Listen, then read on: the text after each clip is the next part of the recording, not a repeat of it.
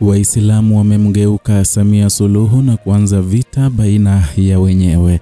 Hujambo na karibu kwa taarifa zetu za Kenyascope, na tafadhali kumbuka kusubscribe.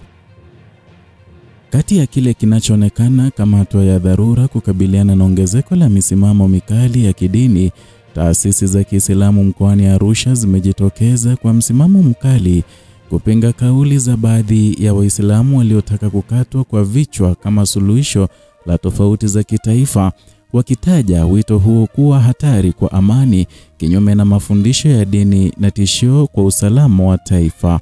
Mkutano wa taasisi hizo ulifanyika Novemba 21 mwaka huu na umeibua mjadala mpana kuhusu nafasi ya dini katika siasa na mipaka ya uhuru wa kujieleza ndani ya mazingira yenye mvutano wa kijamii na kisiasa nchini.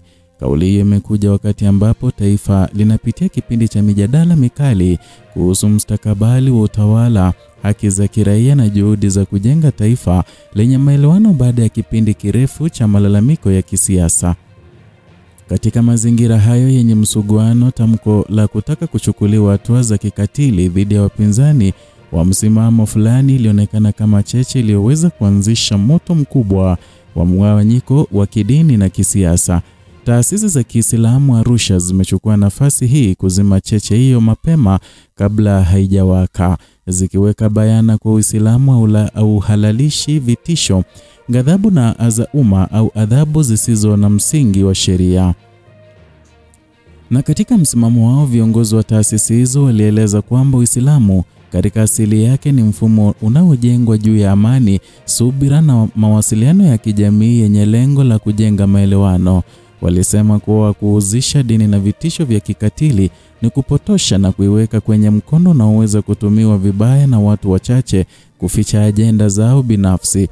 Msimamo huu unaweka uzito kwa jamii ya Kiislamu na kutafuta suluhu za kimaadili na kijamii katika nyakati za migogoro badala ya kutegemea kauli kali zinazoibua hofu.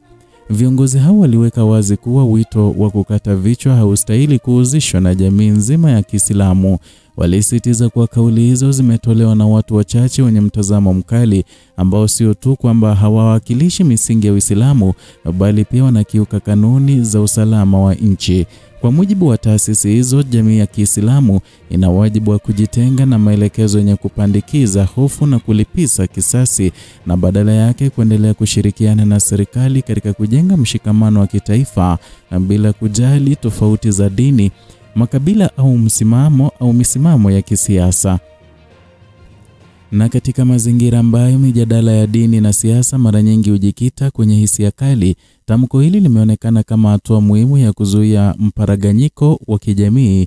Na historia ya migogoro ya kidini katika mataifa mbalimbali imekuwa ikionyesha kuwa kauli ndogo zinaweza kusababisha madhara makubwa endapo hazitathibitiwa mapema.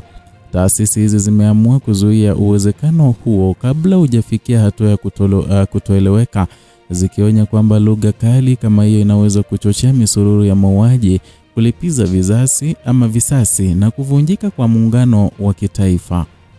Kwa namna fulani, hatua hiyo imekuwa ujumbe wa uwajibikaji kwamba viongozi wa dini hawapaswi kuwa watazamaji katika nyakati ambazo jamii inahitaji uongozi wa kimaadili. Wamechukua nafasi ya kuwa walinzi wa amani, wakielekeza nguvu katika kujenga jamii inayoamini katika ustaarabu wa maamuzi, isiyo hukumu za kibinafsi zinazoambatana na vurugu.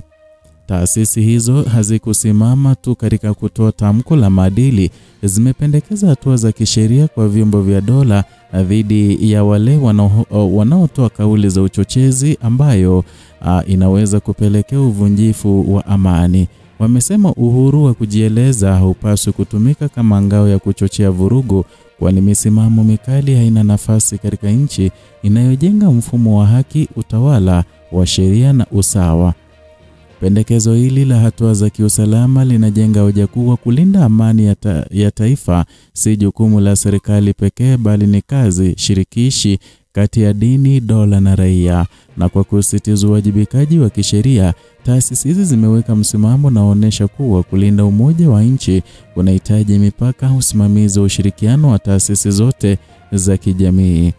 Baada ya taarifa hizi kuibuka, mitandao ya kijamii imekuwa uwanja wa maoni yanayokinzana. Wapo wanaona hatua hii kama ujasiri wa kipekee wa kukemea misimamo mikali kabla haijazaa machafuko, wakieleza kuwa dini inapaswa kuwa nguzo ya umoja, si chanzo cha vitisho.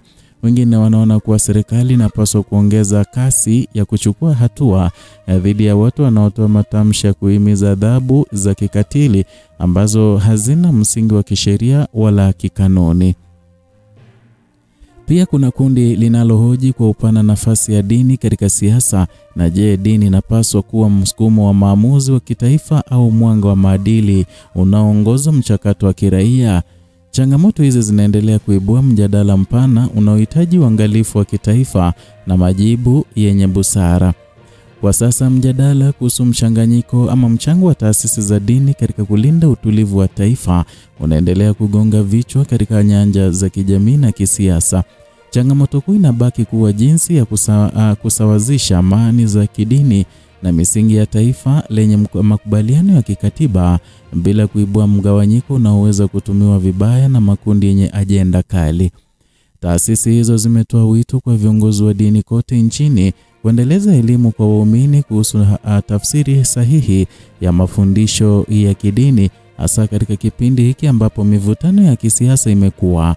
Wanasisitiza kuwa uongozi wa kiroho unapaswa kuwa msaada katika kujenga misingi ya maadili ya kitaifa, si kichocheo cha misimamo inayoweza kuibua migogoro. Tamko hili kutoka Arusha linakuwa zaidi ya mkutano wa dini. Linakuwa mstari wa mbele katika juhudi za kujenga jamii yenye uthabiti, inayojua kutofautisha kati ya imani na misimamo hatarishi, na kwa kulinda taifa dhidi ya wito wa ukatili na kuimarisha misingi ya mazungumzo na umoja. Hatua hii inaweka mfano wa kile kinachoweza kufanyika pale taasisi za dini zinapotumia sauti yao kwa maslahi mapana ya kitaifa. Ikiwa tamko hili litasikika na kutekelezwa, linaweza kuwa moja ya nguzo muhimu za kuzuia migawanyiko ya kidini, kulinda amani na kuimarisha misingi ya maelewano ambayo nchi inahitaji katika safari yake ya kisiasa na kijamii. Hii ni ujumbe ama ni taarifa tuliyokuandalia kutoka hapa Kenyascope kwa uchambuzi wa kina. Zidi kutusupport kwa kusubscribe, kushare na kulike video zetu, bila kusahau kugonga alama ya kengele ili uwe wa kwanza kupokea taarifa hizi kila wakati ambapo tunaleta content mpya.